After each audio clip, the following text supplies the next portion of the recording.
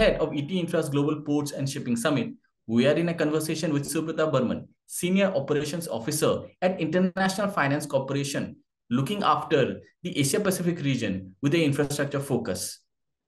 The International Finance Corporation is a global development institution under the broader World Bank Group.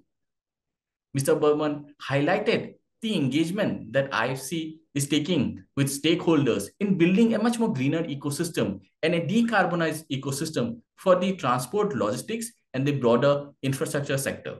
So thank you, Mr. Berman, for joining us before ahead of ET Infra's Global Port and Shipping Summit, which is sort of explore the various aspects of the evolving port and shipping sector out here in India. Now you represent IFC, and you are playing a very key part in the Asia Pacific region in terms of the infrastructure, sort of outreach and the initiatives and the operation that IFC sort of taking up. Now, if you if you could help us sort of understand what are the measures and initiatives that IFC is taking in order to decarbonize the infrastructure sector as a whole, because after the Paris climate change agreement, that was sort of a very key thing that countries globally are working on. So where does IFC come into that? Sure, thanks, Dev. So as you'd be aware, IFC works primarily with the emerging markets, and mostly with the private sector. Of course, we have got a lot of interplay and work with government in terms of the enabling and supporting the private sector investments. But our key focus is to work with the private sector. Now, in terms of emissions, as you would be aware, going forward, almost 60%, of the emission reductions would need to happen in the emerging markets, right? And therefore, if you look at the investment requirements that are required to decarbonize operations, 60% of these investments are required in the emerging markets. So there is a big role that both the government and the private sector has to play to bring in these investments, right? And this cuts across sectors, and coming to, let's say, the maritime sector, ports and shipping, it contributes to around 3% of the global reductions. If the maritime sector were to be a country, they would actually be the sixth largest emitter of GHG emissions. So it's a fairly important sector, and therefore a key role that it will need to play to decarbonize, right? So IFC has actually been working with a number of players in this space, and when we say the players, it is just not limited to only the ports or the shipping, but also the associated supply chain. So the scope 3 emissions, which are usually 80-90% of the emissions, right? So we look at it in a comprehensive manner and say, okay, how is it that you can help reduce the emissions across the whole value chain? And there are a number of investments that IFC has done. There are a number of initiatives that we have been involved in to encourage and support the private sector in these operations. Okay. At IFC, I'm quite sure much of your effort goes into creating these financial products. That's where the core sort of focus of IFC have been over the years and decades. Now, with regard to decarbonization, obviously, I think the traditional sort of framework when you go and create financial products may not apply. This will probably sort of rejig new thinking. So in terms of creating these financial products, especially for emerging economies and developing economies, because the requirement probably would be very different, how is sort of IFC engaging on those? Yeah, so we take a fairly comprehensive approach to this. So one is the financial products that I'm coming to, but even before the financial products, our approach as a development financial institution is to really understand the sector and figure out, okay, what are the different steps that various actors can play to decarbonize. So there is a practice within IFC called the pre-investment practice, which essentially works with with different clients to basically help the client think through what are the different steps that they can take to reduce their carbon footprint. Okay, and just to give an example, take a port, for example, right? If you look at the port operations, there is one operation which is on the land side within the terminal, right? Then there is the water side where all the ships are coming and going, right? And then you've got the supply chain, which basically moves, let's say, all the containers from the port to different parts inland. Now, if you look at the decarbonization initiatives that can happen across these three buckets, if you like, you can have multiple, entry points. So to give an example, within the terminal itself, there is a lot of electrification that is happening on the gantries, on the reach stackers, blah blah blah. That's one. We are seeing deployment of electric vehicles within the terminal operations, and then we're also seeing, in fact, even autonomous vehicles that are coming into play. So there's a lot of emphasis on reducing the carbon footprint within the terminal operations, number one. Number two, depending on the regulation in the country, we are seeing port operators or landlords basically, which is the port authority, for example, trying to secure green power. So if there is open access that is allowed, for example, in India, it's allowed. Sri Lanka is kind of thinking about it in a big way now. Philippines, for example, has open access. So there, the port authorities are trying to secure green power for the entire operations, and therefore, further, decarbonize the efforts there.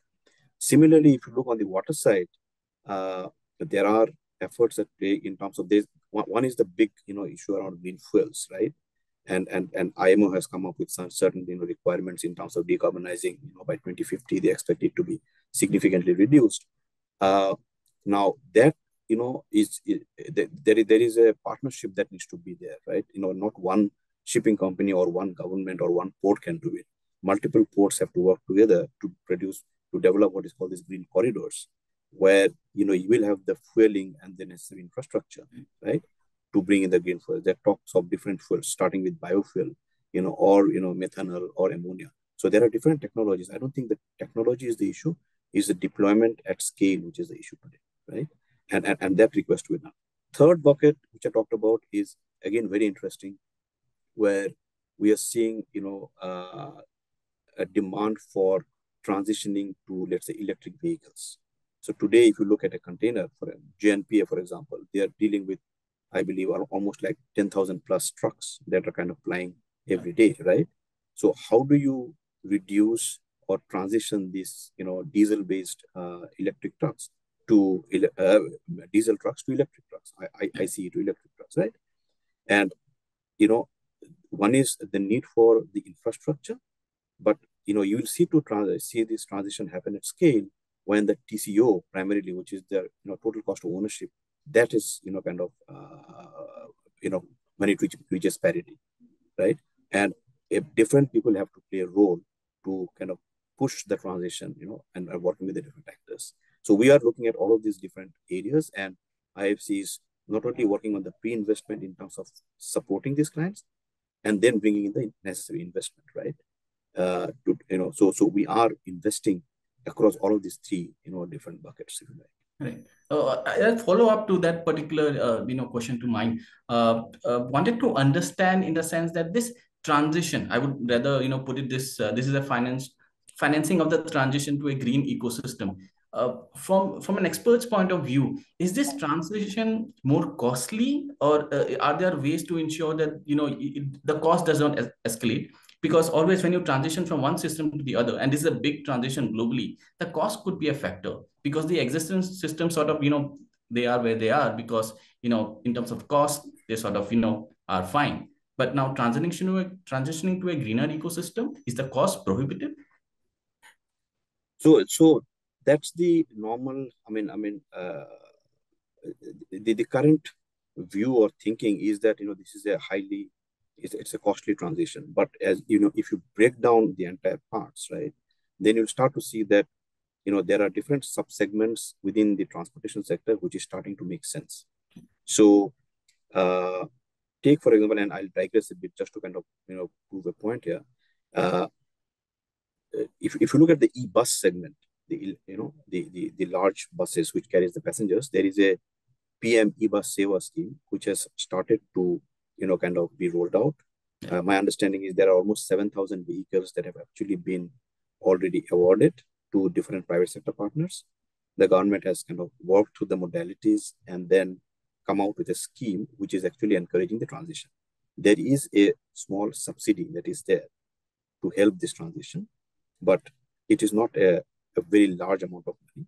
And the view is that as this technology develops, as the price of battery in particular, which is 30-40% of the total cost of the vehicle, as that starts to come down, you will see a parity being reached with IC vehicles, right? So battery prices, for example, are on an average are coming down by 5-6% globally. The same story that we have seen in the solar space, in the solar PV space, where it has now become a grid parity, right? There's no subsidy that is required to develop solar projects, right? So our view is that you will start to see the same kind of change in the transportation sector, right? Now, we have been looking at different markets and different subsegments of transportation. So I'm coming to the trucks now. If you look at the trucks again, our view is that the difference, is not really that much. Number one.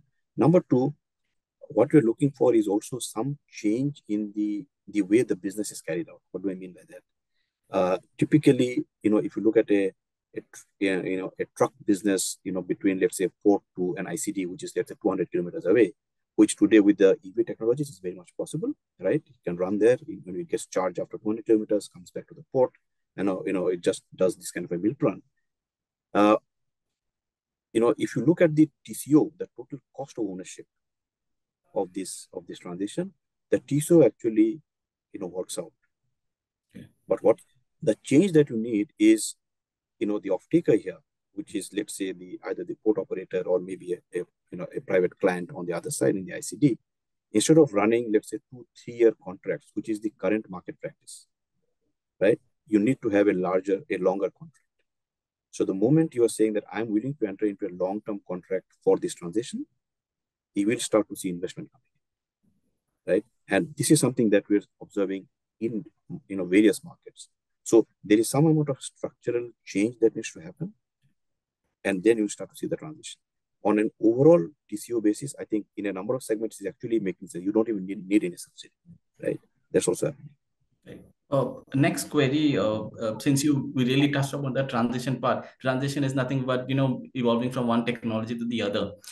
You are looking after Asia Pacific, and Asia Pacific, where most of the potential emerging economies are there, be it Indonesia, Malaysia, India being the much bigger one. TOT, or transfer of technology, is a fact of matter in the whole transition to a green ecosystem. How does IFC look into the whole TOT? Because there has to be a sort of TOT, and that was India's sort of point as well after the Paris climate agreement, that there has to be even the developed countries coming in and helping the developing economies with the technology, the TOT. Your take, as a stakeholder in IFC, how's that sort of panning out? So, TOT, in my view, kind of happens at two levels, right? One is there could be a government-to-government agreement that, we have an arrangement to bring in the technology, and then you set up shop here, and then, I give you the market, and there's a technology transfer that happens, right? Which happens at scale, and governments are involved.